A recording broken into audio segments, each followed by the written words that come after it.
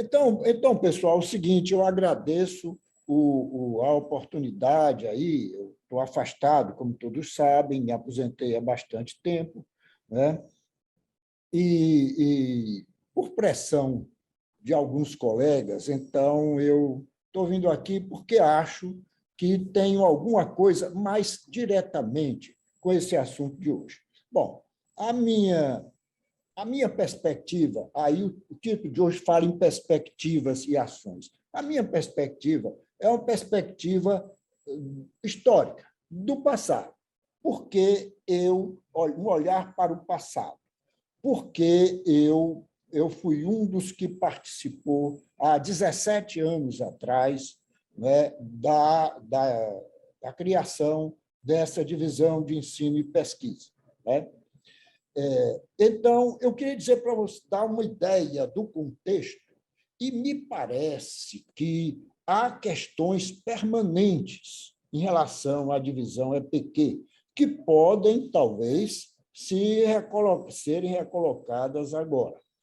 Olha, a criação e institucionalização, se eu posso dizer assim, nos anos seguintes, da divisão não foi incontroversa. Foi polêmica, meus amigos. Foi polêmica. Por quê? Porque, veja, a ideia da época era a de que havia uma lacuna em transversalidades, considerando o contexto das outras 10 divisões da ANPAD. Nós considerávamos, e parece que conseguimos o suficiente apoio de colegas, né, que a pesquisa, certo, como método de trabalho e como opção epistemológica nesta área, precisava de uma reflexão mais específica, de uma discussão mais específica. Nós achávamos também que havia um desbalanceamento entre os interesses de pesquisa e os interesses mais voltados para o aluno, que não era apenas, no nosso modo de entender, apenas um aprendiz de pesquisa, mas que era alguém a ser introduzido, às vezes vindo do meio profissional, introduzido nesse mundo muito específico que é a academia. E havia um terceiro fator que nos movia à época, que era o seguinte: havia, e eu acho que ainda há, temas que tocam a ANPAD, a área como um todo, entendeu? Como um todo. Então, isso aí não podia ficar esquecido na tematicidade das 10 divisões. No entanto, as objeções à criação dessa divisão tinham razões que precisavam ser consideradas, sim. E se dizia, olha, não, nossas áreas de concentração nos diversos programas de pós-graduação correspondem, de uma forma ou de outra, às 10 divisões temáticas da ANPAD. Certo? Uma pode ser de sistema de informação, uma concentração maior, ou para logística, ou para estudos organizacionais, para estratégia, etc. Né? E nós não temos, propriamente, um programa voltado para EPQ ou com área de concentração em ensino e pesquisa. Então, os pesquisadores, vejam bem isso aqui, os pesquisadores que têm seus grupos de pesquisa voltados para a sua área específica se dispersariam ou entrariam em uma redundância se fossem oferecer, produzir, pesquisar, produzir e oferecer na ANPAD, no ENAMPAD, ou nos encontros setoriais, também coisas ligadas a ensino e pesquisa, como estavam sendo apresentadas. Este é um argumento forte. Esse é um argumento forte. Esse argumento traz de volta a questão da transversalidade. O inverso dela é a redundância, eventual, possível redundância de EPQ como instituição. Não quer dizer que pesquisadores e tal não tivessem os seus gostos, mas o que não, ou até seus trabalhos eventuais. Mas ele não podia ser deixar de ser um pesquisador de uma das 10 áreas. Bom, essa questão, certo? Como eu estava dizendo, a criação não foi controversa e teve-se relativo êxito, tanto que, pelo menos eu não acompanhei os últimos anos, mas durante muito tempo nós tivemos diversos colegas, sobretudo de EOR, de estratégia e de outras áreas assim, que tinham uma forma de trabalho com uma perna na teoria e uma perna na prática, de forma mais clara, às vezes só teoria. Esse pessoal começou a estar presente também em EPQ. Bom, eu acho que isso aí... O que é que eu estou colocando? Estou colocando o contexto ANPAD.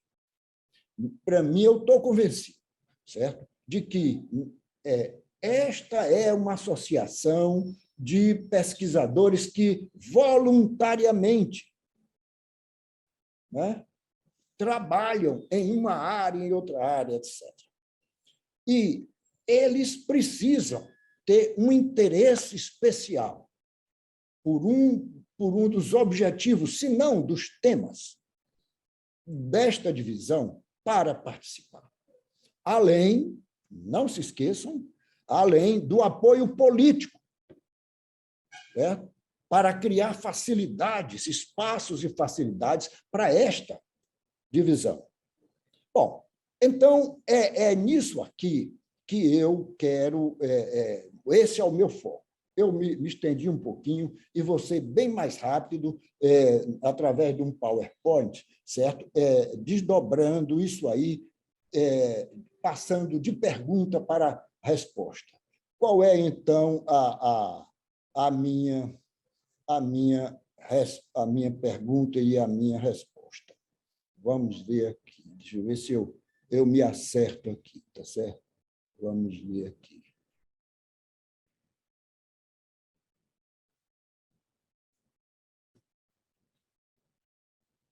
Bom, estão me acompanhando aí, né? Então, sim, entrou direito. Tá ok? Tá ok aí? Sim, sim, Pedro, tá ok. Tá? Bom, vejam, esta é, então, a pergunta que eu vou desenvolver rapidamente a seguir. No contexto das 11 divisões de área da ANPAD, há futuro para a divisão de ensino e pesquisa? Né?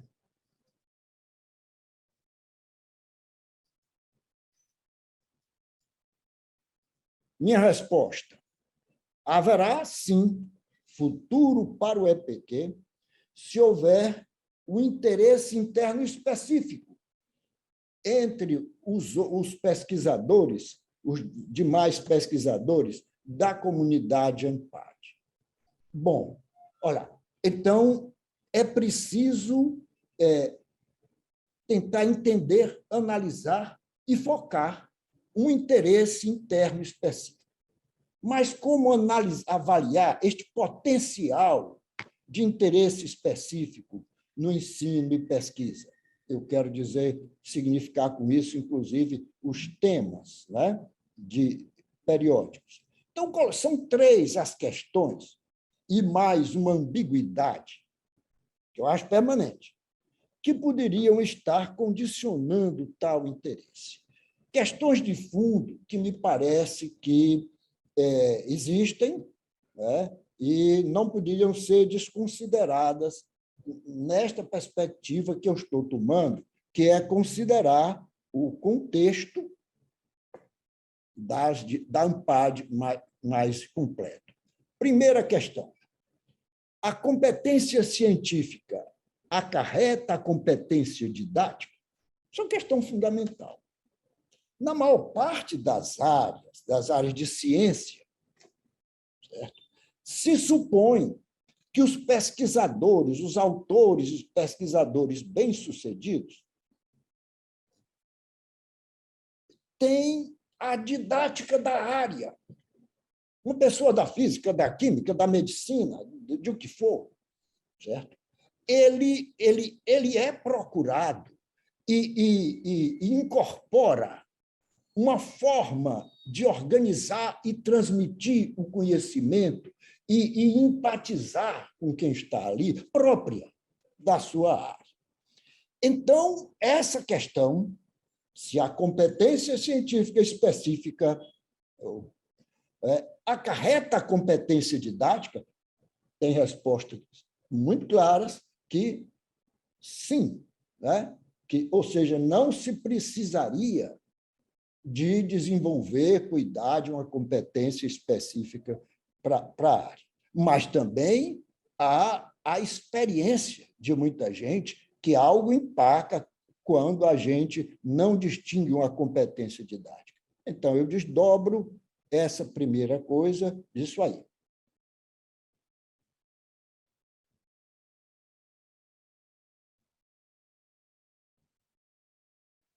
Estão entendendo? Eu encontrei, ao longo da minha vida acadêmica, muita gente irredutível, muito pesquisador, com seu doutorado, tudo, irredutível numa posição de resistência, dizer, eu não vou me preocupar com questões pedagógicas, minha questão é apenas a científica. Segunda questão, a metodologia de pesquisa é unívoca na administração, ou seja, para as 10 áreas, ou até para além delas, né? A área de administração, vamos dizer, para além das 10 sub-áreas, ou para a área de administração como um todo, nós teríamos uma maneira de fazer pesquisa falando de que nessa maneira estariam incluídas questões teóricas, estratégias e práticas de metodologia de pesquisa, certo? A minha pergunta, se elas são basicamente as mesmas para as diversas áreas,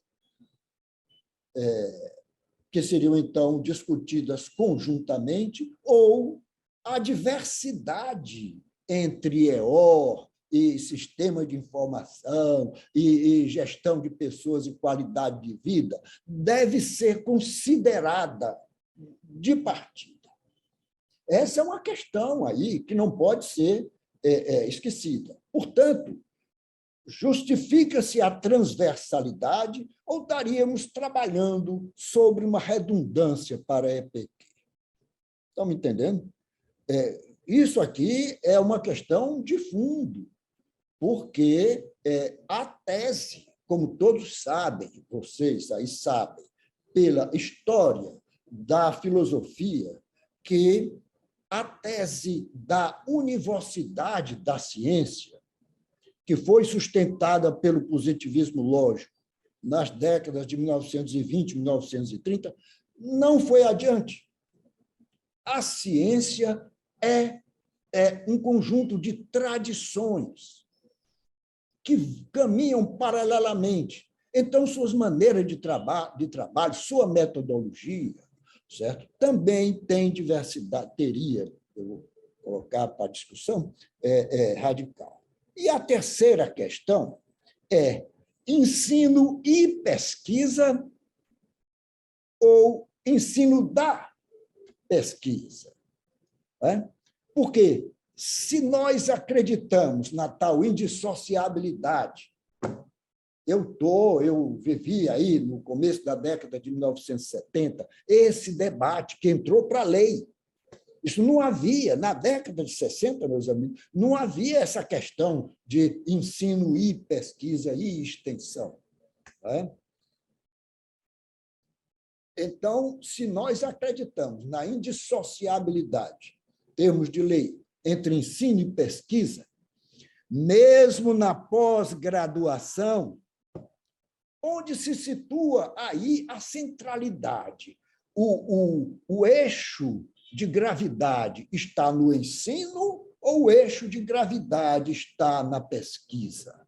Nós temos modelos de universidade e de pós-graduação, com o famoso, vamos dizer, como se inaugurou a Universidade de Humboldt, que era universidade de pesquisa.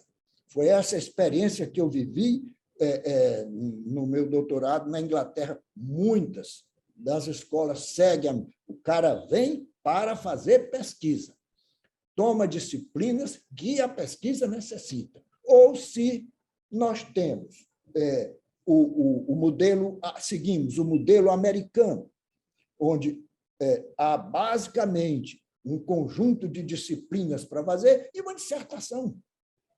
Ao final, quer dizer, prevalece no nosso modelo, porque nós podíamos ter programa de pesquisa com uma ou com outra forma, nada impede, mas prevalece essa hibridez que nós temos hoje.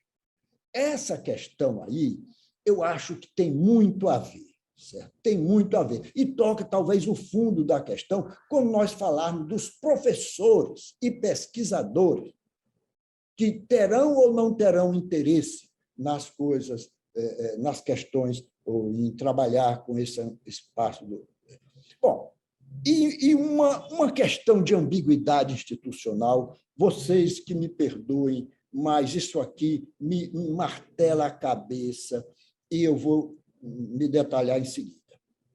Já se perguntou, aqui eu tenho, essa imagem está tirando, eu não consigo ler. Pergunta-se como é, o que é que está? Espera aí, deixa eu ver. Eu não estou conseguindo ler essa parte aqui. A última pergunta é o que faz o ensino de graduação em uma associação AMPAD? Isso. O que faz o ensino de graduação em uma associação, a AMPAD, de programas de pós-graduação, quando ao lado se tem ANGRAD e até SEMEAD. Será que é só uma circunstancialidade? Ou seja, o fato de que os professores que estão ali no programa de pós-graduação também têm carga horária na graduação? Mas isso não seria, a meu ver, justificativa, porque eles devem participar da ANGRAD. Quando eu fui coordenador dessa divisão, nós procuramos distinguir as coisas e trabalhar com uma cooperação dos pesquisadores da AMPAD lá na ANGRAD.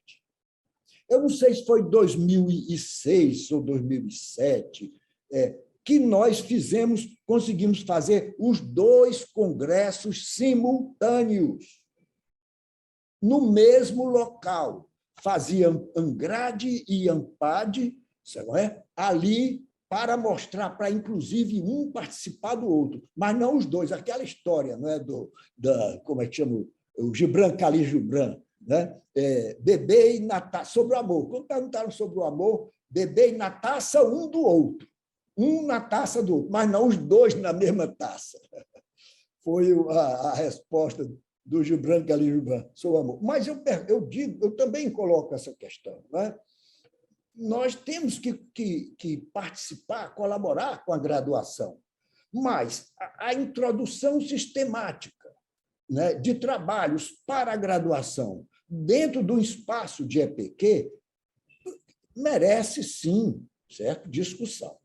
Bom, então, aí está a coisa. E aí, para terminar, como é que fica? E na prática, né?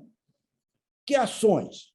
A minha perspectiva, como eu falei, é uma perspectiva de olhar para o esforço institucional inicial do EPQ, mas se essa é a perspectiva, que ações? Eu imagino que, no nosso contexto, tudo tem que ser investigado, né?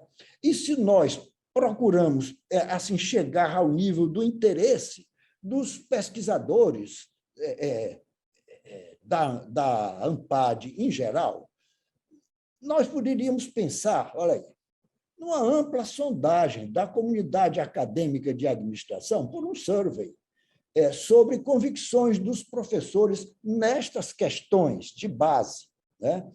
Poderiam dar uma perspectiva real do interesse e do potencial de EPQ. Eu insisto, a gente se constituir como um... É muito fácil você constituir uma comunidade EPQ. Aquelas pessoas que vivem ali, se conhecem, gostam de se encontrar, etc. Mas, se nós pensarmos na vitalidade, na perspectiva, no horizonte, o nosso horizonte será o ANPAD e os outros pesquisadores o interesse pelo nosso. Então, um EPQ só para discutir os resultados, se a amostra for representativa, né? For significativa, seria uma coisa interessante, um EPQ, né? Bom, e auscultando mais profundamente a ANPAD, lá estou eu sem conseguir ver direito tudo, com vistas ao ensino e pesquisa, seria: a quantas anda o interesse investigativo por esclarecermos a identidade da área, como há 15, 20 anos atrás? Para mim, foram os momentos mais bonitos da ANPAD. Foi a comunidade que, digamos, nasceu nos anos 70, finalzinho dos anos 60, conseguir uma reflexividade. O Davel viveu esse negócio. Conseguir um nível de reflexividade suficiente sobre si própria, sua própria identidade científica, certo? E cultural dentro do Brasil e, num contexto maior, qual seria a nossa contribuição aqui.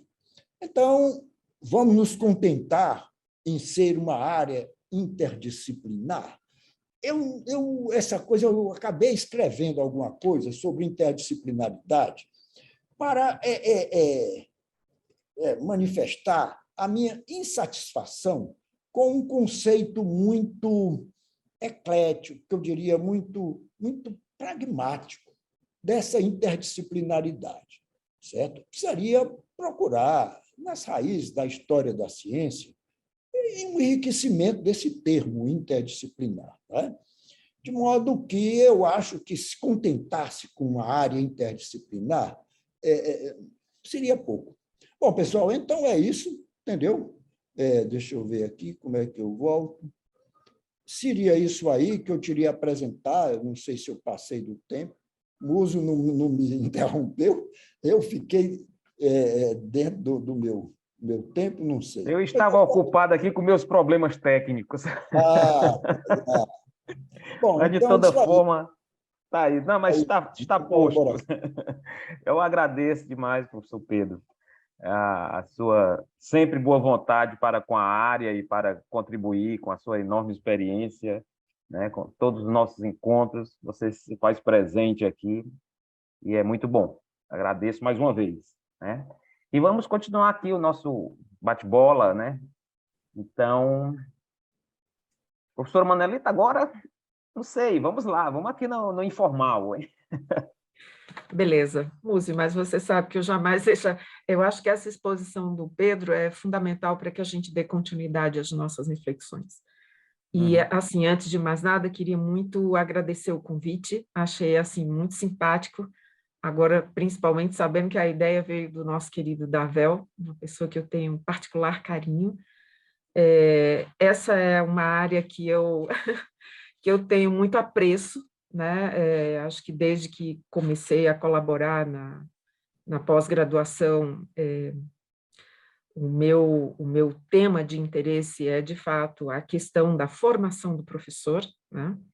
Então, terminei, estou lá em estudos organizacionais, porque acho que é fundamental para o programa que eu trabalho, mas continuo aí muito ativa nesse campo do ensino e da pesquisa, hoje talvez colaborando um pouco mais com o SEMEAD, e muito com a Angrade, né? Muito com a Angrade.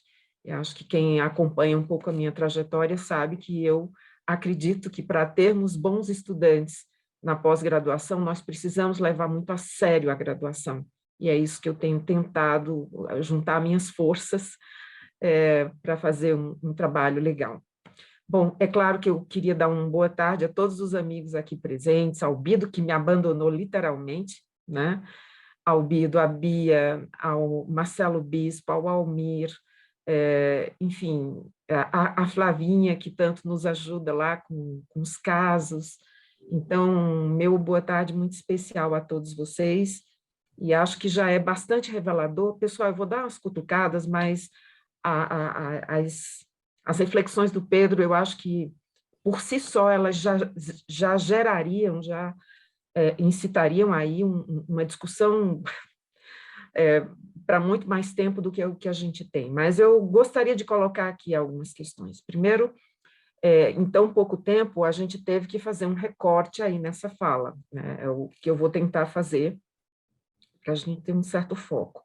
E eu comecei com um dado que me chamou muita atenção. Talvez os dados não estejam tão atualizados quanto a gente gostaria, mas eles estão publicados lá no site da ANPAD.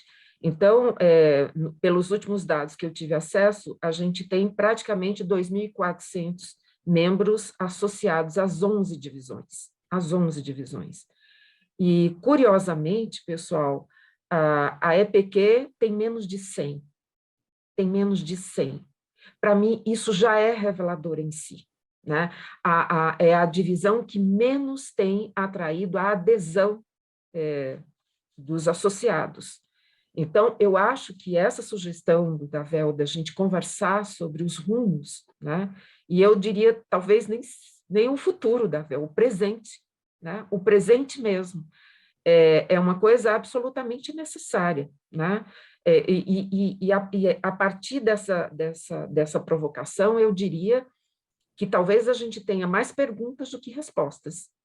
E já antecipo aí a conclusão do Pedro, até certo ponto, Pedro, é a minha, só que eu gostaria de dar concretude aí. Então, veja, a área tem esse, eu diria que ela é jocosamente bípede, porque ela trabalha com duas dimensões da pós-graduação extremamente relevantes, porque o que move a pós-graduação é a pesquisa. Né? É esse o movimento que a gente faz, de alguma maneira colaborar para o desenvolvimento de uma espécie de um espírito científico. Né? E o esforço não é pequeno para isso. Com muitos acertos, alguns equívocos, mas caminhamos nessa direção.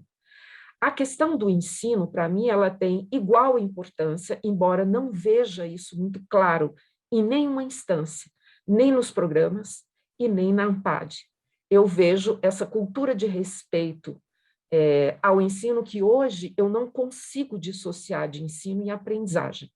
Né? Para mim, pensar hoje o ensino dissociado da aprendizagem é absolutamente equivocado.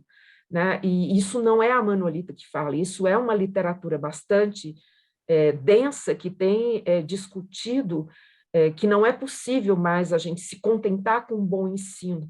Quer dizer, o bom ensino precisa estar associado à aprendizagem, e aí eu tenho um elemento para complicar um pouco mais essa situação, onde é que estão os egressos da pós-graduação?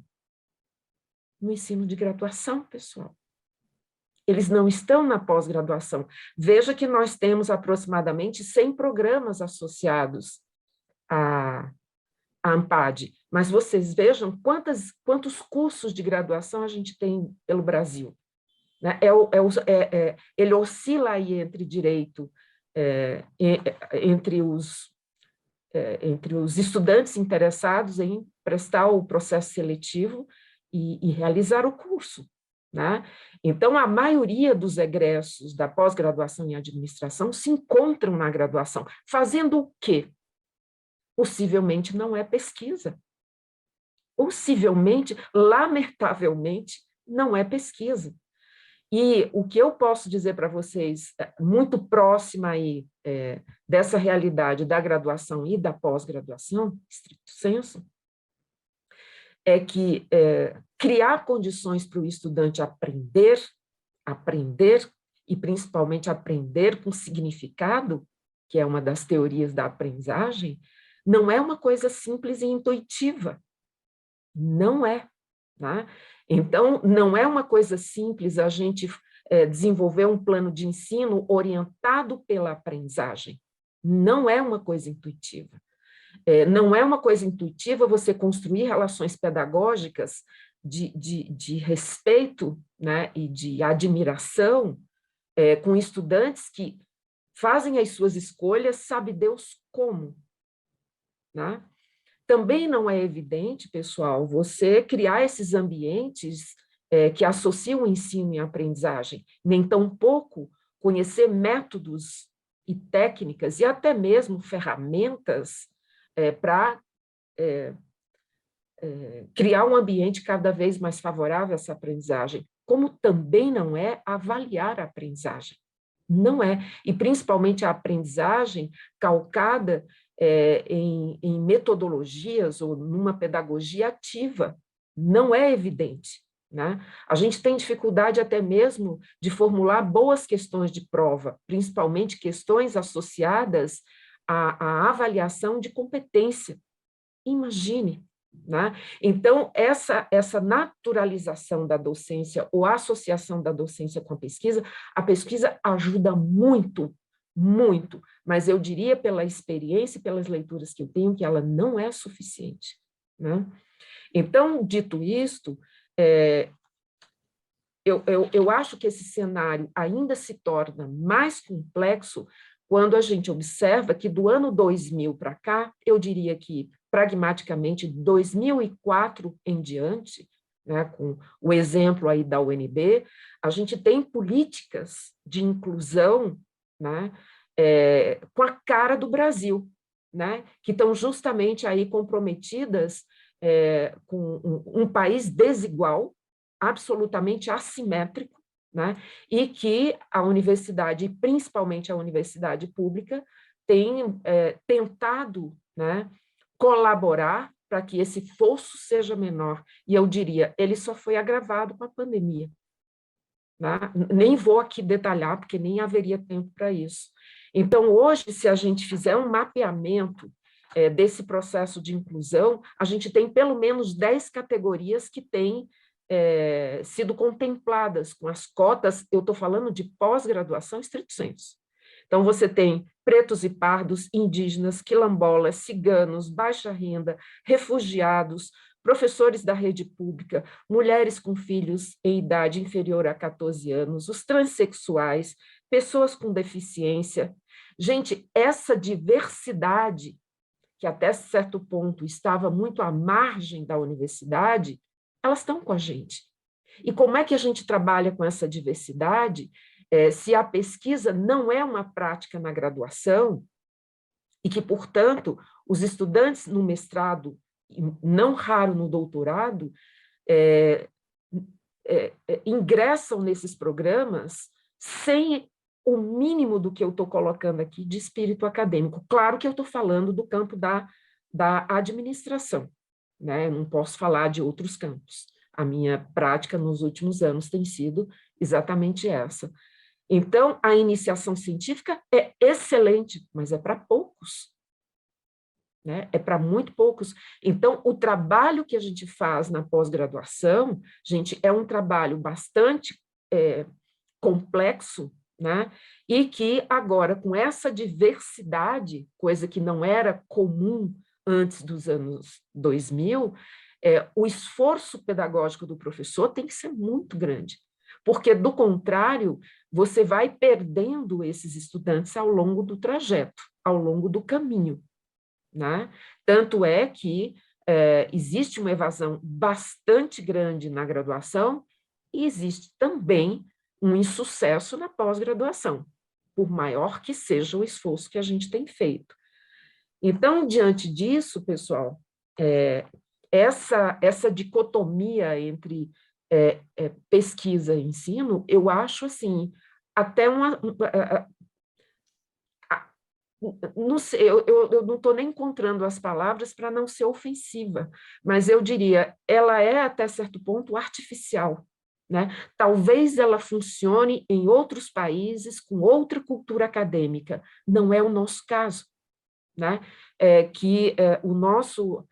A nossa educação básica tem seus desafios, e não são poucos, né? A formação dos professores, em grande parte, está sob a responsabilidade da pós-graduação, a formação, né, da pós-graduação, e a gente sabe que a nossa contribuição tem sido muito tímida, né, na maioria dos programas. Então, a gente encontra, no momento em que o professor está em sala de aula, desafiado com estudantes que apresentam uma série de dificuldades, um professor, até certo ponto, muito hábil para desenvolver projetos, realizar e publicar, mas muito pouco hábil no desenvolvimento da atividade da docência. Então, aqui, eu acho que a gente tem um desafio enorme, e não adianta a gente continuar olhando para esse quadro numa perspectiva impressionista, né? Ou seja, a gente vai generalizando as situações a partir das nossas próprias experiências. E aí eu diria, quando eu tive a sorte de conhecer o Pedro, eu acho que ali a gente encontrava um espaço de reflexão na ANPAD, assim, um exercício reflexivo, que a gente se preparava, que a gente ouvia, que a gente contribuía, muito mais significativo do que a gente enxerga hoje. Pode ser que eu esteja nesse aspecto equivocada, pessoal, que não esteja acompanhando tão de perto quanto eu deveria, mas eu acho que esse exercício reflexivo tem sido um pouco diluído para a atenção sobre outras questões. E aí, talvez o resgate dessa reflexão a partir de dados, né, tanto quantitativos quanto qualitativos, seja a gente criar uma espécie de um observatório da pós-graduação. E eu acho que não tem nenhuma divisão que tenha mais condições de fazer isso que não a EPQ, né? De atrairmos um grupo de professores, pesquisadores, comprometidos, né, com essa discussão sobre a pós-graduação e que a gente possa ver, a partir dessa discussão, qual é o lugar da EPQ. Porque eu ousaria dizer, né, que a dificuldade que a EPQ tem tido de atrair associados interessados se deve exatamente a um certo distanciamento dos interesses dos programas e daquilo que está sendo oferecido enquanto espaço de discussão. É a única hipótese que eu consigo imaginar, porque quando eu vejo o número de associados em outras divisões, poxa, gente, impressiona, realmente impressiona. E não era assim, e não foi assim, né? Se a gente acompanhar como é que essa evolução aconteceu, a gente teve uma perda aqui. Então, eu acho, Davel, que no momento em que a gente atinge a maioridade, né? Fazemos esse ano 21 anos de existência dessa divisão, eu acho que é um momento absolutamente propício para a gente se repensar. Agora, diferentemente da sugestão do Pedro, eu acho que esse observatório deveria ouvir os diferentes grupos envolvidos nesse fenômeno. Eu acho que a gente deveria realmente ouvir os professores, mas eu acho que a gente também deveria ouvir os coordenadores dos programas, a gente deveria ouvir os estudantes envolvidos nessa dinâmica. E porque eu acho que é esse caldo que cada um vai olhar sobre uma determinada perspectiva, que a gente vai ter mais elementos de compor, né, essa cena, né, essa cena que requer reflexão, para que aí sim a gente possa definir quais são as perspectivas, né? Como é que a gente consegue atrair? E, assim, sem dúvida nenhuma, eu acho que estamos, embora no Brasil a gente seja muito comunicativo, a gente tem muita dificuldade de diálogo, né? Então, eu acho que a gente deveria estabelecer um diálogo mais estreito entre as divisões, ou pelo menos entre algumas divisões, aquelas que são mais simpáticas à EPQ, porque a gente sabe que tem algumas que guardam muitas resistências. E eu acho que todo começo é assim, a gente não trilha um caminho com todos, mas a gente trilha um caminho com aqueles que nos dão a mão. Eu acho que o diálogo com a Angrade é muito frutífero, gente. Né? O que eu posso dizer para vocês, esse é o 3º ano que eu tenho colaborado como nunca com a Angrade, porque eu assumi pela primeira vez a coordenação científica. E olha, o que eu posso dizer para vocês, pessoal, é que desde a minha entrada, a gente criou o Enangrade Júnior. Posso dizer para vocês, com muito orgulho, 40% dos trabalhos submetidos ao Enangrade é assinado por estudantes e orientadores. Isso é uma semente, pessoal. Isso é uma semente potente. É na direção que eu estava dizendo para vocês. Não existe uma boa pós-graduação sem uma boa graduação. Então, precisamos estar atuando nessas diferentes frentes de algum modo. De algum modo. E eu acho que a pós-graduação tem talentos incríveis. Bom, paralelo a isso, o que é que eu tenho feito? Todo último sábado do mês, a gente tem um café entre amigos, né? E esse café entre amigos, toda a programação é divulgada em fevereiro. E isso está na agenda das pessoas. E o que é que a gente faz ali? Todos os temas discutidos envolvem pesquisa científica. Qual é a charada aqui? Plantar a sementinha do espírito científico na graduação, que por vezes é até rechaçada, porque para alguns professores, e aqui eu não gostaria de adjetivar, mas tem adjetivos aqui, né? Teoria é quase um sacrilégio. Método, por favor. Né? Então, gente, nós já tivemos atividade de ter quase 400 participantes. E nós fazemos depois, na medida que ele se inscreve, ele preenche um pequeno formulário e a gente sabe com quem estamos falando, com quem estamos discutindo. E, mais uma vez, eu digo para vocês, temos muitos professores excelentes. O Bido foi um dos colegas que aceitou o convite, o Bispo foi outro colega que também aceitou o convite para essas discussões. Não tem pouca gente, são professores e são estudantes de graduação, interessados em exercer a autoria, pessoal. A autoria não é pouca coisa. E temos agora, de uns tempos para cá, talvez esse ano, a presença de vários estudantes do estrito sensu, ou seja, mestrandos e doutorandos. Então, pessoal, não podemos, na perspectiva impressionista, dizer não há interesse. Não há interesse. Há interesse. O que acontece é que a gente não está acertando o passo em pequenas ações como essas. E olha, como eu gostaria de, pelo menos nessas ações, tê-los próximo, ter um apoio, ter um diálogo. Eu estou aqui tentando. E, assim, para ser coerente com tudo isso, o Enangrade hoje não, posso dizer que há alguns anos, mas a gente tem levado isso absolutamente a sério, a gente tem aí uma diretoria específica para dialogar com os editores, e eu posso dizer para vocês, os trabalhos que estão sendo indicados para o Fast Track têm estudantes e orientadores. O que é muito interessante nesse grupo é que eu não tenho só professores, eu tenho professores que orientam estudantes a desenvolver atividades de pesquisa que geram uma publicação. Esses são os nossos potenciais pós-graduandos. Então, os desafios na educação, pessoal, vêm de todos os lados. o que a gente precisa é escolher aonde é que a nossa perna alcança alguns, mas a gente tem que fazer. E eu diria, a EPQ é uma divisão absolutamente relevante. Absolutamente relevante.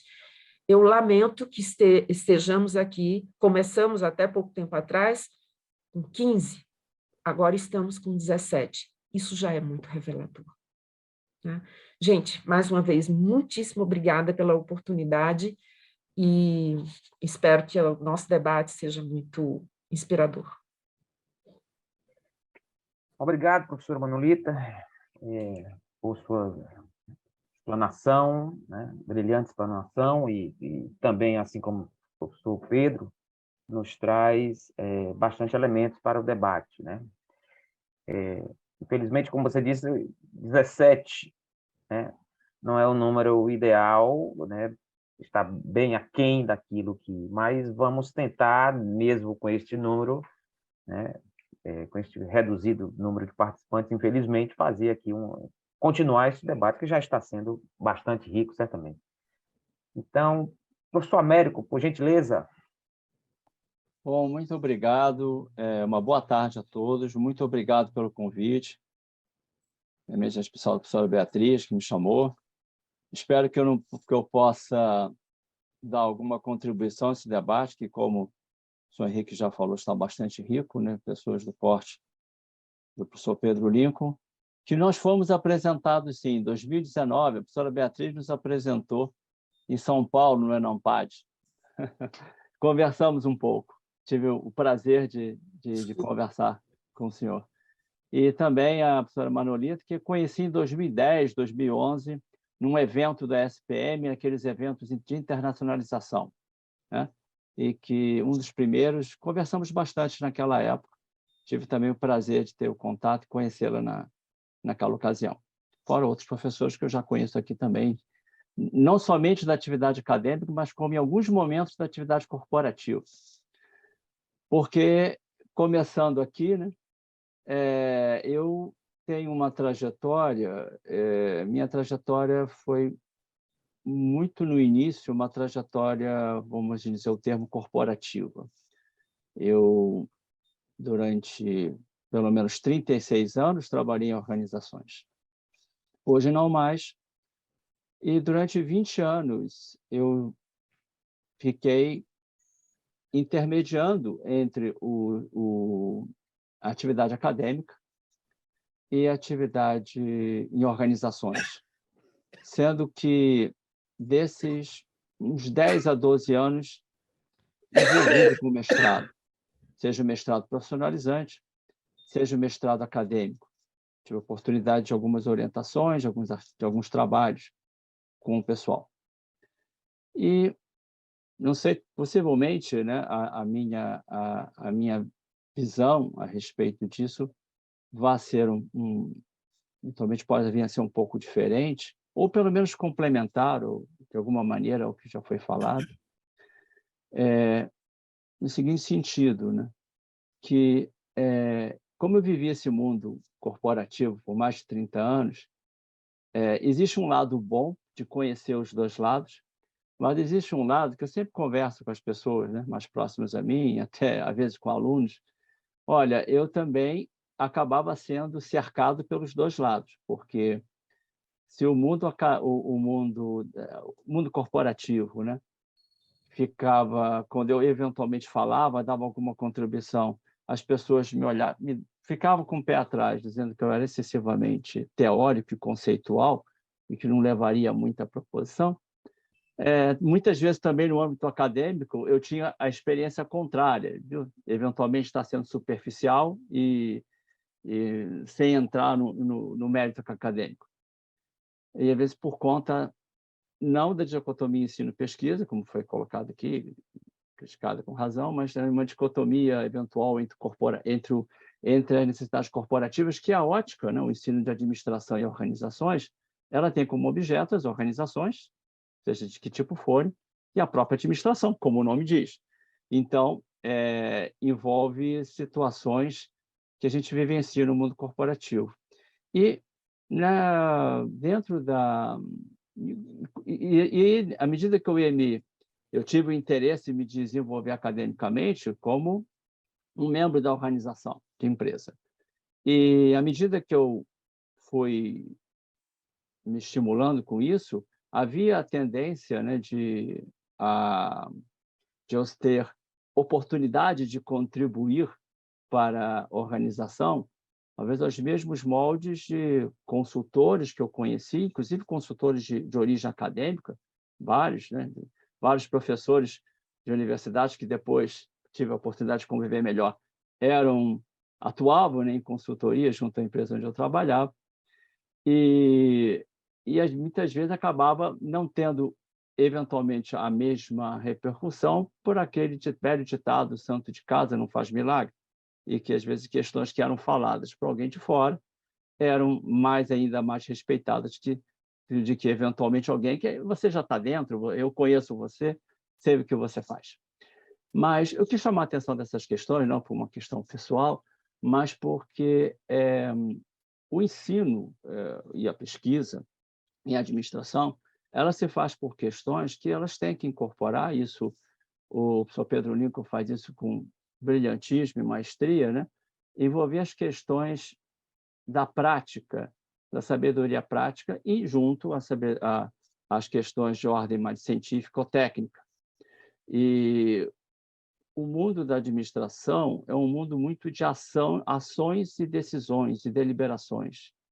Então, muitas vezes, como comento, não só com alunos de graduação, alunos de mestrado, de pós, de uma forma geral, as grandes questões que ele vai decidir não são questões técnicas, nem são questões científicas, eventualmente questões mais conceituais, mas sim aquilo que ele vai decidir no dia a dia, aquilo que envolve questões de poder, envolve questões de decisão.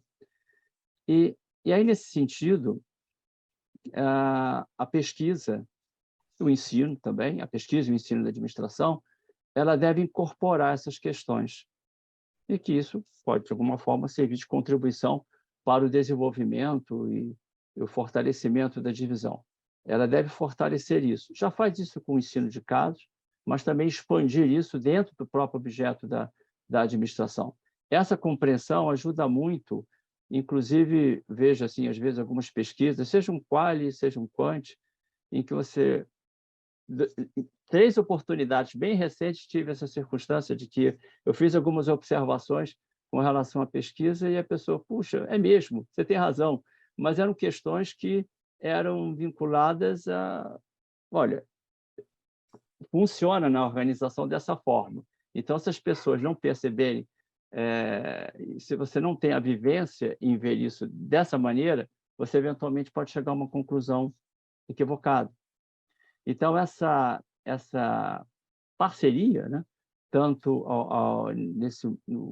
da dedicação mais acadêmica, mas como também esse mundo da prática, ela é importante para compreender determinadas questões e contribuir efetivamente para o debate, né? Usamos, então, muito a questão, vamos dizer, frenética dentro da administração, né? Essa lógica se impõe cada vez mais. E eu converso, né, em termos de experiências, né, eu tenho tido a oportunidade de, já há 3 anos, eu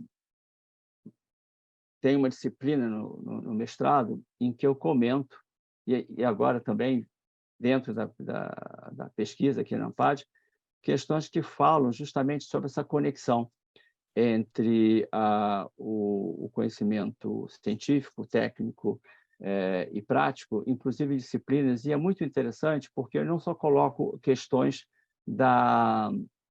até mesmo organizacionais, porque muitos dos alunos, eles vêm de uma experiência organizacional empresarial e sentem-se bem quando você consegue fazer essa conexão de questões acadêmicas, de pesquisa elaborada, rigor científico, com essa realidade organizacional pesquisada, mas também no próprio processo de elaboração da dissertação, que tenho também feito com eles, em que sentido o seu processo de dissertação, da sua dissertação, ela, ou tese, no caso de tese, eu não tive oportunidade de colaborar nesse sentido ainda, mas no caso da dissertação, em que sentido, de que forma, formas de você tomar decisão, formas de você deliberar, questões vinculadas a até algumas virtudes, vamos assim dizer, e algumas competências, que vai lhe ajudar a atravessar um momento, que é um momento, todos nós aqui passamos por isso, um momento muito significativo da vida acadêmica, que é o mestrado e depois o doutorado. Eu diria que, em certos aspectos, o mestrado até mais, porque do mestrado, até como a professora Manolita colocou, até por conta da deficiência de formação dos alunos em pesquisa na graduação, muitos chegam ao mestrado, eu bem próximo, na minha época também, totalmente zerados. Então, temos momentos bastante difíceis, e esses momentos não são apenas, necessariamente, de ordem técnica, de ordem de pesquisa, mas justamente de equilíbrio, que passa por outras situações do mundo, mais do mundo da vida, mais do mundo prático do que propriamente do mundo do mundo científico, né, da questão da pesquisa. Então, essa experiência que está sendo construída, né, ao longo desses anos, e está em constante desafio de aprendizado, né, é bastante útil. Outro ponto também que acho interessante comentar, na pesquisa, inclusive, mas também no ensino, né, tanto na pesquisa mas como no ensino, é que essas questões sejam trazidas para esse mundo o mundo da organização e da administração. Que questões estão sendo colocadas ali, e não somente questões conceituais ou especificamente metodológicas, até porque o conceito ele vai retratar, obviamente, essas questões práticas. Mas como fazer essa conexão digamos, um desafio que eu enfrento, e acredito que todos nós aqui enfrentamos. E essa questão e a própria PQ, colocando essas dimensões, pode ajudar também a sair dessa transdisciplinaridade e dar um foco o foco talvez meta, né? No sentido de que você pode estudar o ensino, a pesquisa por si só, por ele próprio, e como você vai construir isso no âmbito da administração. Claro que cada um com a sua especialidade, em estudos organizacionais, em marketing, em gestão de pessoas, como seja, né? Então, outro aspecto importante que eu vejo também, que ajuda na formação até da graduação para depois chegar à pós-graduação, é na própria experiência organizacional de estágio. É algo que eu já tenho tido uma experiência de mais de 5 anos nisso, e dentro do estágio, ajudar, muitas vezes há uma certa reação nesse sentido, mas que os próprios relatórios em que os estagiários fazem, eu já estimulo, eu preparei um tipo de relatório que já estimula ele ter esse raciocínio mais próximo à pesquisa, de questões que ele relacionou, de questões que ele observou, de questões que ele poderia sugerir, de dificuldades, de lições aprendidas. Então, que não seria um mero relatório, um relatório simples do que ele fez, mas de algo que pudesse estimular o raciocínio dele, de ele refletir como a administração, como ele enxerga a administração, tudo aquilo que ele aprendeu na faculdade, como ele ainda vai aprender, como ele eventualmente pode ter pesquisado, como ele pode ter uma ótica do seu estágio como estudo, como um objeto de estudo, né? Então, podemos trabalhar nisso. Outra forma, e assim, poder conciliar o que vários grupos de pesquisa aos quais nós pertencemos, né, podem contribuir, até mesmo para essa sugestão bastante interessante desse observatório, né, que pode ser uma configuração, uma conciliação de vários grupos de pesquisa que nós participamos, um dos quais, o que eu tenho conduzido, o grupo de práticas, saberes e condutas, em que eu também procuro fazer essa aproximação, né? E eu fecho aqui, já estou próximo dos 15 minutos, eu fecho aqui com de entender que há nesse campo, tanto na pesquisa quanto no ensino, um campo de complementariedade entre as questões, que eu diria mais, fazendo um paralelo, vou até o atrevimento de fazer isso, estou muito longe disso, mas entre aquela complementariedade ou dualidade que colocam de Platão e Aristóteles, com relação ao mundo das ideias e ao mundo sensível, e que a gente, na verdade, habita os dois, a gente complementa os dois de alguma forma, seja pelas nossas sensações, ajudando a estimular, a entender melhor as ideias, e as ideias sendo melhor concebidas, mas que elas sejam de uma forma que a gente possa suspender, né? Fazer o exercício de suspensão fenomenológica em função do contexto que a gente vive, e, por muitas vezes, isso também observando em muitos, às vezes, dos estudos que são realizados nesse campo, se não me especializei nesse estudo, mas acho que é bem cabível aqui, na decolonização. A gente fala, a gente pensar, né?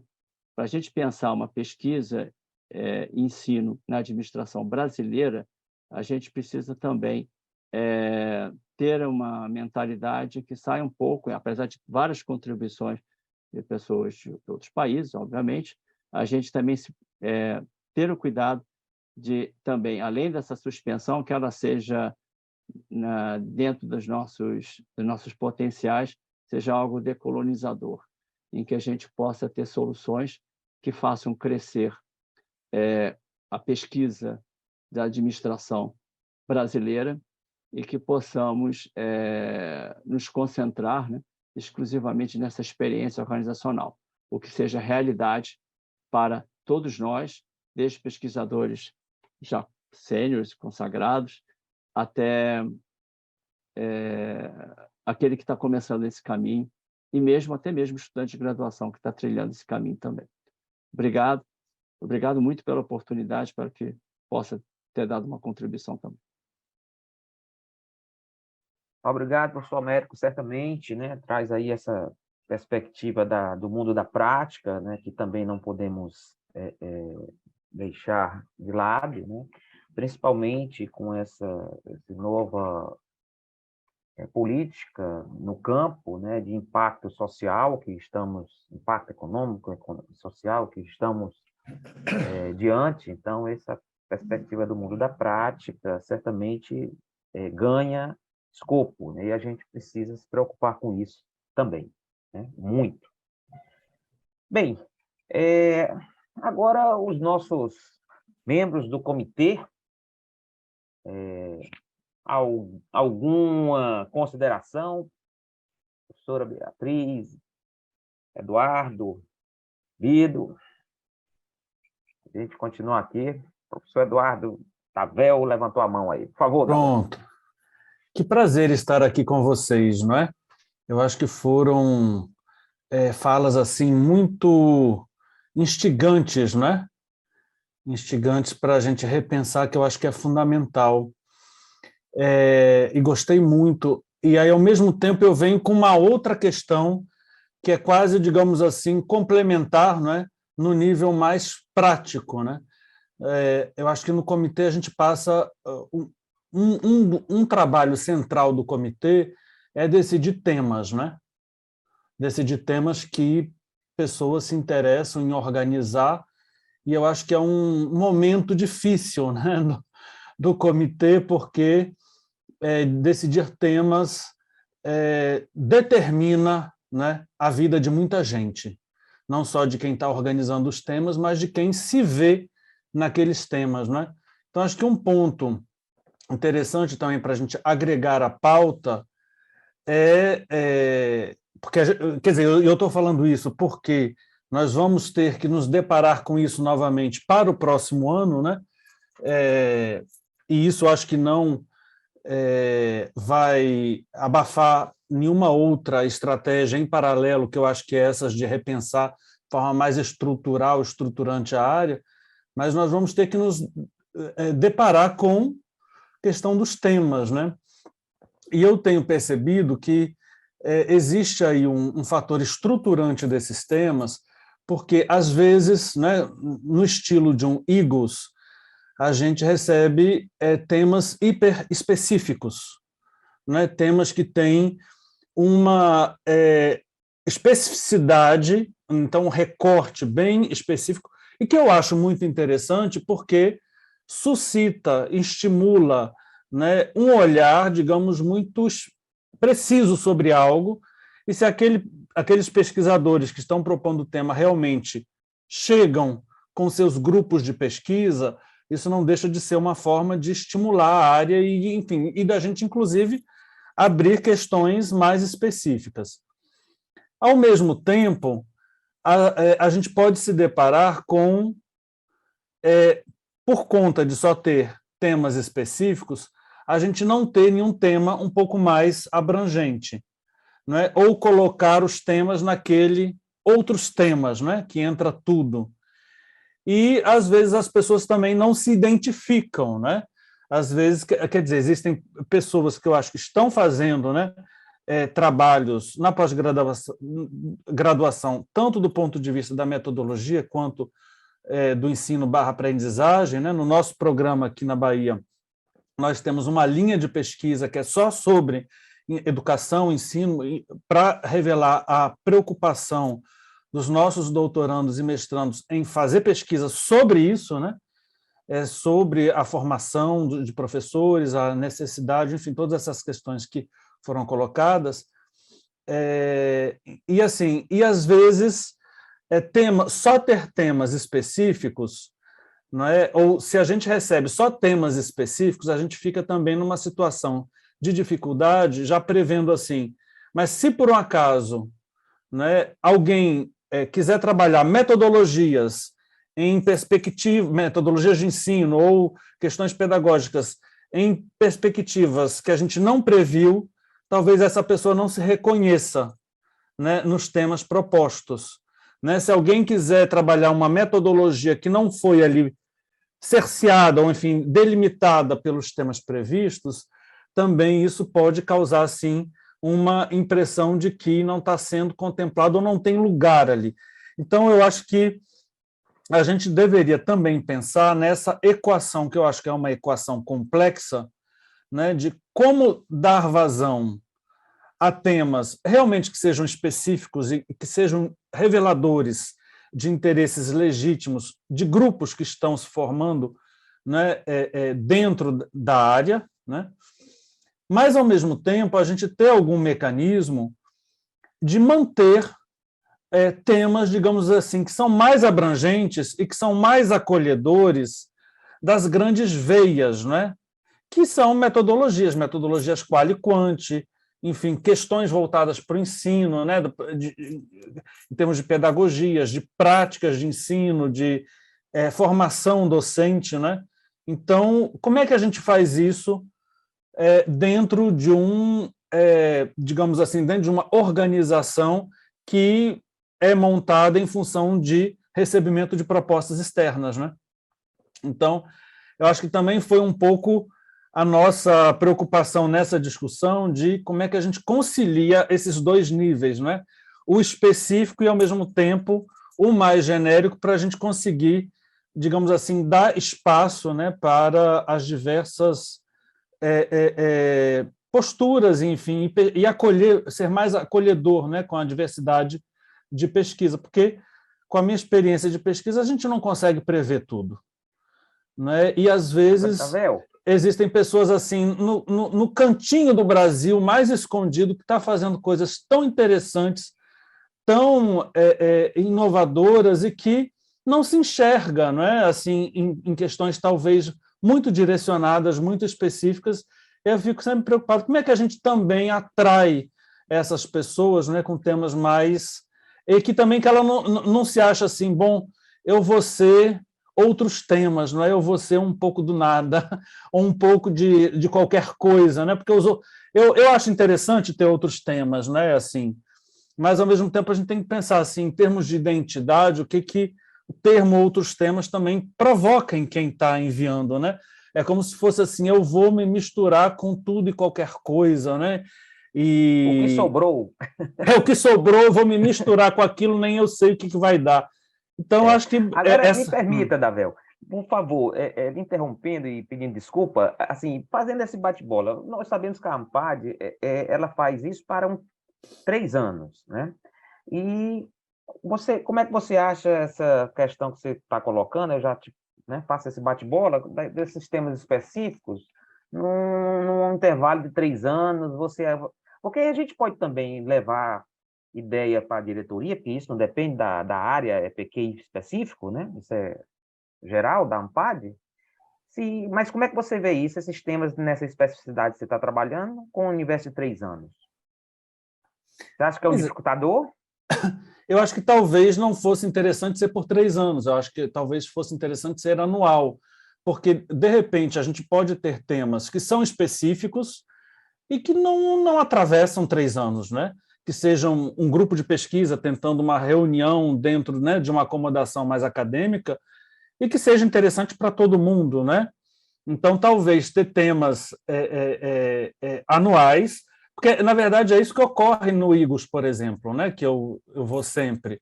Os temas são anuais, cada ano é um tema. Só que, na verdade, você tem aqueles grupos que querem ficar mais tempo e eles renovam todo ano.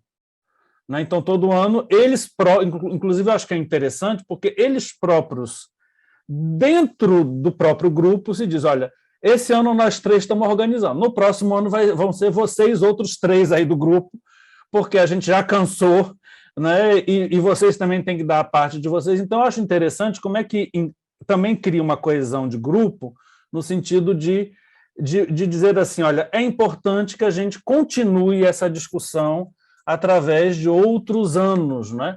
E eu vejo também outros grupos que não pensam isso, que pensam assim, olha, essa discussão é muito desse ano, faz parte de um projeto de fazer um livro, enfim, de fazer alguma coisa, então a gente lança, e isso é uma discussão mais pontual. Eu acho que lidar com esses 2 universos é interessante, e talvez anualmente seja uma forma, né, de talvez interessar mais pessoas. Porque, ao mesmo tempo que a gente tem 3 anos, significa também, para quem propôs, digamos assim, segurar a onda durante 3 anos, né? Então, dentro de um tema, né? Eu pensei aqui, e lógico, isso seria uma proposta para a diretoria, né? Ter temas de 3 anos, que são clássicos, por exemplo, na nossa área, formação de professor, pesquisa, quanti, quali, etc., e talvez, olha, o tema, fazer uma coisa híbrida, né? Um tema anual. Então, é esse tema apenas para esse ano. Mas, obviamente, isso poderia ser uma ideia para a gente levar lá para a diretoria, né? Se possível, né? Aí, eu acho que tem o probleminha, assim, de realmente sustentar os grupos, né? Porque se a gente, por exemplo, propor esse tema enquanto coordenação, pode ser que as pessoas nem todas se encontrem ali, né? Então, acho que seria interessante, por isso que essa reunião de hoje, seria interessante ver se tem pessoas que gostariam de animar temas, né, da comunidade e que pudessem propor temas mais gerais, né, dentro dessa consciência de que é necessário ter temas mais gerais e temas mais específicos, né? Ok. Obrigado, Davel, por hora, pelo menos, né? Professora Beatriz. É muito inspirador e é um privilégio estar com um grupo como esse tão seleto. Eu entendo o que o Davel apresenta e acompanhei a tentativa de fazer anualmente os temas e acompanhei como eles se pulverizam depois, mas eu gostaria de me remeter à pergunta fundante que o Pedro nos fez. O papel da EPQ é poder explicitar nossa crença de que o conhecimento científico é suficiente para docência e para formar as gerações pelas quais somos responsáveis. Então, esse é um assunto que me parece que seria um papel singular da EPQ. As outras divisões tratam de produzir conhecimento sobre o assunto de suas divisões, mas o nosso papel é complexo e é, como a Manolita também aborda, podermos alertar a relação ensino-aprendizagem não ativada e continuar a trabalhar dessa forma, porque o que me preocupa é que nessa pulsação de entrada e saída de temas está implícito o quanto estamos reféns do produtivismo. E o produtivismo que nos faz buscar projetos individuais e grupos menores é o que nos impede a tentar que, como comunidade acadêmica de administração, nosso ensino-aprendizagem está deixando a desejar, as gerações que estamos inspirando e pelas quais somos responsáveis para formar, são essas que estamos vendo a cada ano, cada vez mais voltadas para a ação e menos para a reflexão, muito menos para a reflexividade. Então, essa é uma questão que me deixa assim, alerta, mais alerta ainda para entender a identidade da EPQ, produzir conhecimento sobre o nosso conhecimento em docência, sobre a relação ensino-aprendizagem que não se concretiza, e com isso nos leva a preparar gerações, administradores e pesquisadores, com caracteres de 140 palavras, via Instagram, porque cada vez menos querem ler, cada vez menos querem ter um espírito acadêmico, né? Então, isso é uma questão que me preocupa, mas eu fico, ao mesmo tempo, esperançosa, porque eu vejo nesse grupo 2 e 3 gerações de pessoas preocupadas com essa situação, né? Com essa condição que nos levou à área e o produtivismo e, como o Américo aponta, né? A falta de decolonialidade por hora. É isso que eu tinha para comentar. Muito obrigada pelas ideias inspiradoras que me trouxeram, associando a discussão da Helena de manhã, né? Que também trouxe aí uma sacudida em nos fazer. Esta é uma divisão que me parece que nos faz olhar para nós mesmos. E isso não é muito agradável necessariamente, né? Então, é por isso que provoca esse tipo de reações, nem sempre agregadoras, né? Obrigada. Obrigado, professora Beatriz. Professor Bido. Opa, boa tarde. Bom, eu também queria parabenizar aí a Manolita pela fala, o professor Pedro Lincoln também, né? Acho que deram uma introdução muito boa para a discussão. Eu estava pensando aqui na sobreposição, né? Que o professor Pedro Lincoln comentou, né? Que às vezes quando eu vejo artigos, ou não, nem artigos, às vezes tem artigos, tem sessões inteiras, às vezes em outras divisões, e a gente fala, pô, isso aqui podia estar dentro de EPQ, né? Mas agora, repensando, os exemplos que eu lembrei, por exemplo, na área de marketing, às vezes tem lá uma sessão inteira sobre o uso do método experimental em pesquisa de marketing, por exemplo. Eu já entendo que não é bem uma sobreposição, porque assim, eles pegaram basicamente uma metodologia tal, mas é tão específico que eu acho que, de repente, não cabe mesmo dentro de EPQ, né? Então, eu acho que uma parte dessa sobreposição que os incomoda vai continuar existindo e não tem como a gente dizer que está errado, né? Por outro lado, né, que eu fiquei pensando também, assim, eu não lembro agora se foi a Manolita, não foi a Manolita, acho que foi o próprio músico que comentou no início, né, falou, pô, com essa história de pandemia, aumentar a intensidade de uso de tecnologia. Então, assim, a nossa expectativa é que tem muita coisa aí para pesquisar, para discutir, para falar. Então, eu acho que, de fato, acho que o problema, que a Manolita falou, é de atrair pessoas, porque assunto, isso aí acho que não vai ter fim enquanto a gente tiver humano nesse planeta, né? Então, acho que a gente, como animador aí do EPQ e tudo, eu não sei assim, mas acho que o desafio é mesmo o que a Manolita falou, do como atrair pessoas para o tema, só que o Davel também alertou, né? Quer dizer, o tema, como está aberto, vai muito da iniciativa de pessoas de propor, né? Então, eu vejo muita gente que, às vezes, fica... Como é que eu vou falar? Dá a impressão que o cara fica tímido. Eu não vou propor, porque eu nunca propus nada, tal. Então, assim, acho que essa reunião de hoje, em parte, também é para a gente... E o duro que aí cai na quantidade, né? Quer dizer, a gente está aqui em poucas pessoas, então quem está aqui já está motivado, né? Então, quer dizer, essa fala talvez fosse para outros ouvintes, de falar, pô, você pode participar, você pode propor. E essa história do tema mudar a cada ano, eu acho que a única coisa assim, que, de repente, o que a gente podia ver com a Ampad aí também é se a gente pudesse antecipar a divulgação dos temas, porque, assim, se a gente começa a discutir agora para divulgar em fevereiro, não dá tempo do cara fazer uma pesquisa de fevereiro para submeter em abril ou maio, né? Então, teria que ter uma antecedência bem maior aí.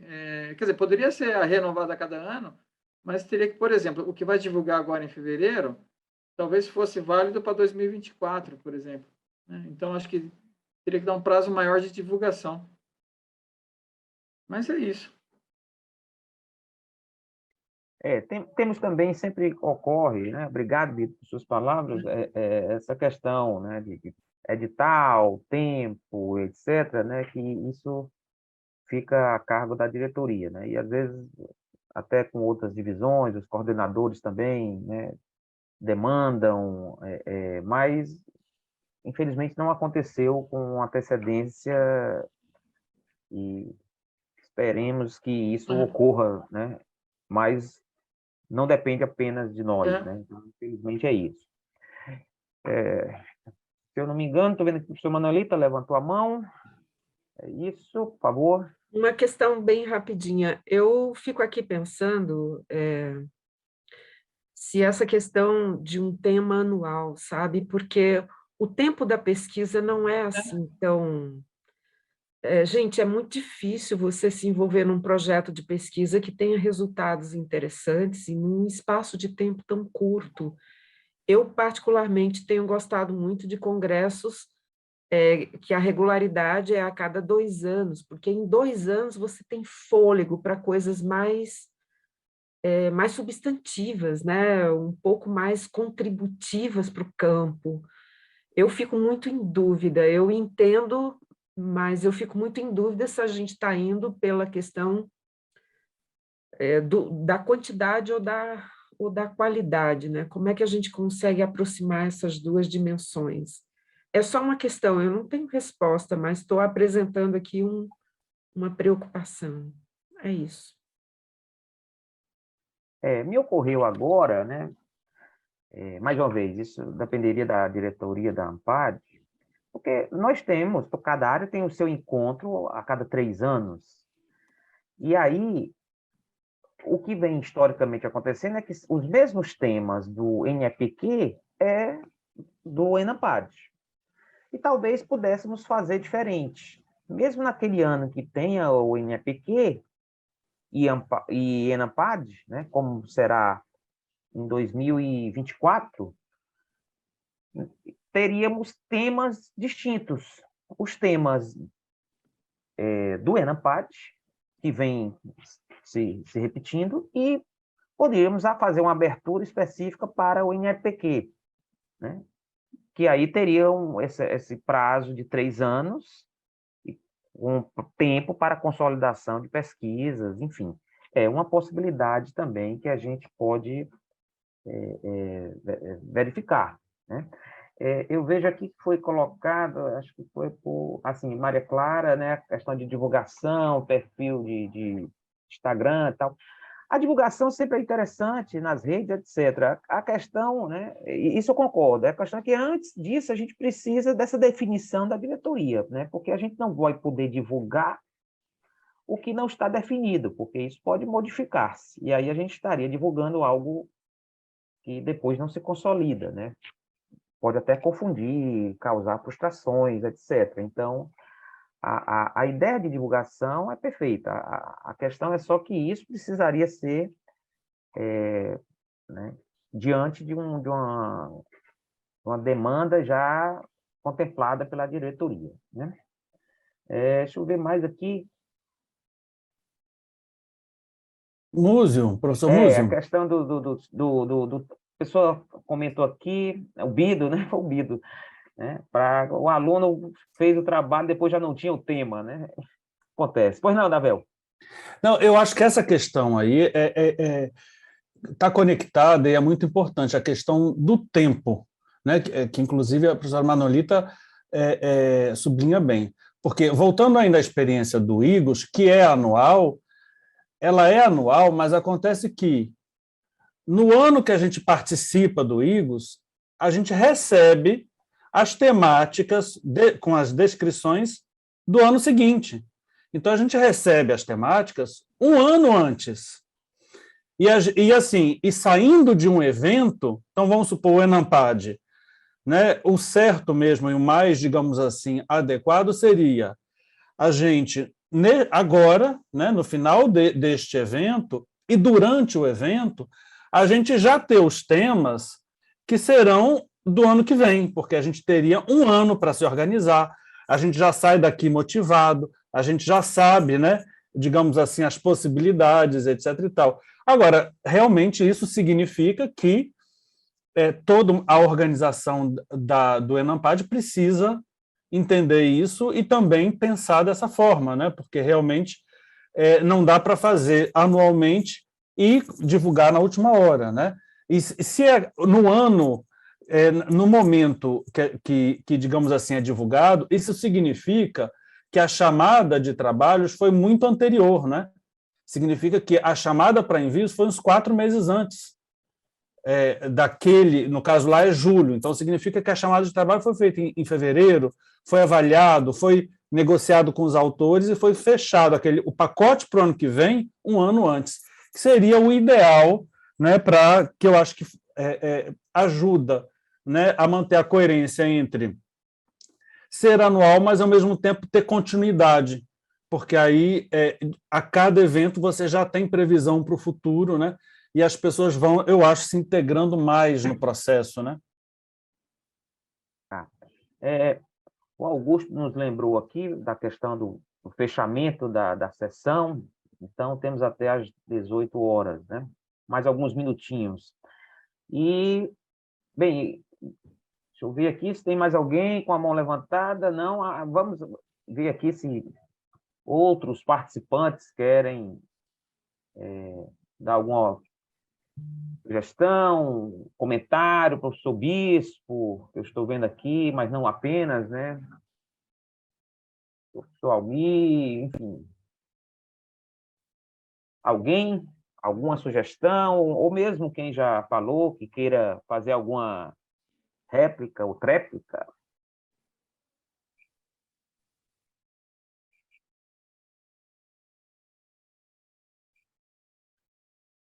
Esse não é o silêncio programado da palestra de hoje de manhã, né?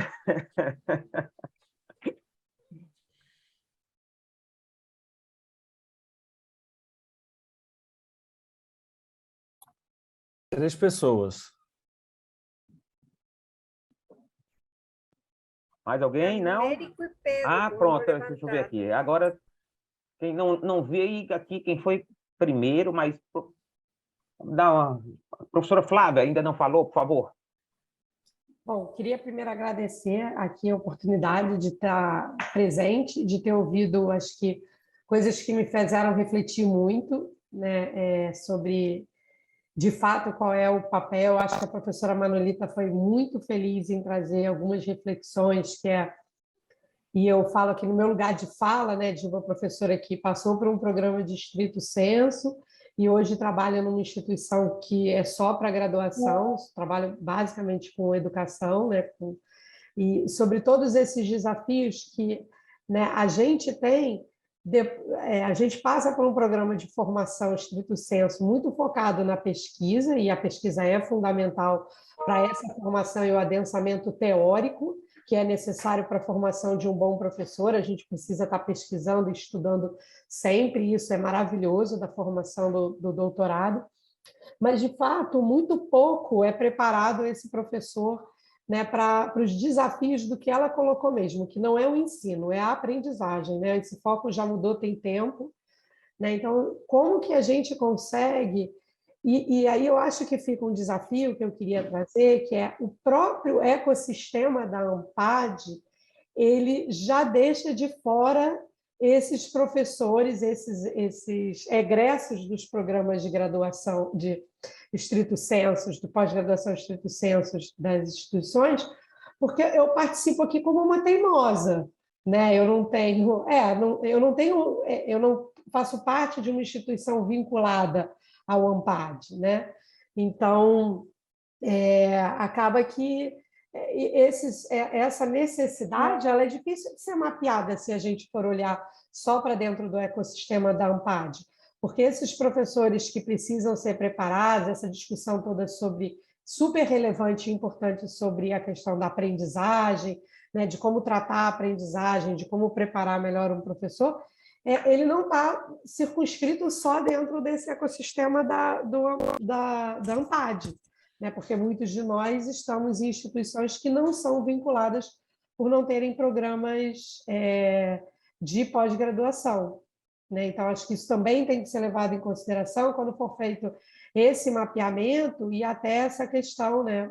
Porque, por exemplo, até me chama a atenção né, a divisão EPQ ter recebido poucos artigos, porque o meu tema acho que bate recorde, deve ser individualmente o tema que é caso de ensino. E eu acho que isso é um reflexo de tudo isso que a gente está conversando, porque é um tema menos pesquisa e mais aprendizagem, mais ensino e aprendizagem, e a gente teve mais de 80 submissões, né? E se não me engano, pelas minhas contas, 7 sessões do EPQ são sobre caso de ensino, com discussões muito ricas. Eu sempre faço, todo ano, questão de estar presente, se não em todas, na maioria dessas sessões.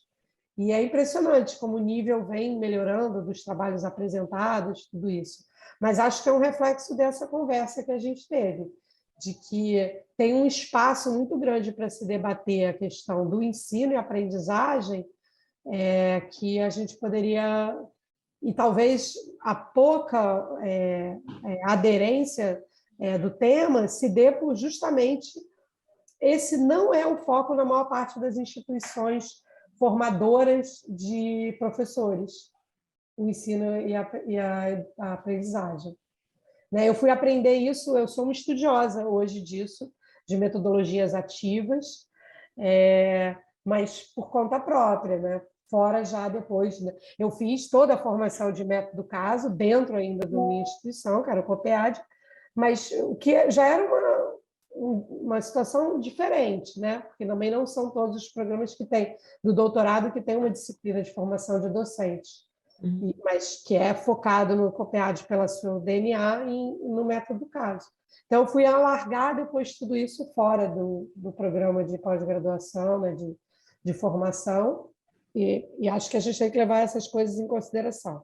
Sim, é um tema extremamente relevante, acho que não precisa ir muito longe, acho que a pergunta que a professora Manolita deixa é para onde foram os egressos? Acho que a maioria está sim, porque, como ela falou, o número de cursos de graduação no Brasil hoje de administração rivaliza com direito, né? No número são os 2 cursos mais procurados. E eu acho que isso é muito importante para a formação. Ela fez uma provocação aqui muito feliz, que é só com bons alunos de graduação se fazem bons alunos de pós-graduação.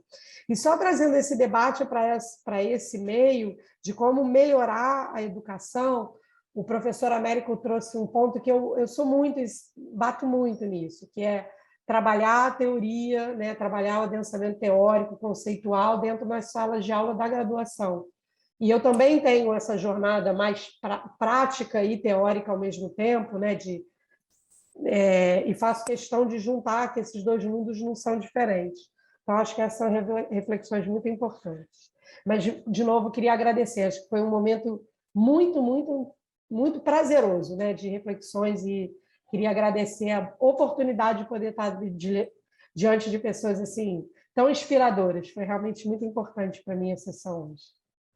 Obrigado, Flávia. Realmente são vários desafios. A professora Manolita comentou do desafio que eu acho que nós não estamos preparados para receber esses discentes que são essa diversidade crescente que ela cita, lá quilombolas e indígenas, e etc. Nós não estamos preparados para isso, penso eu, né? Então, são vários os desafios que temos, né?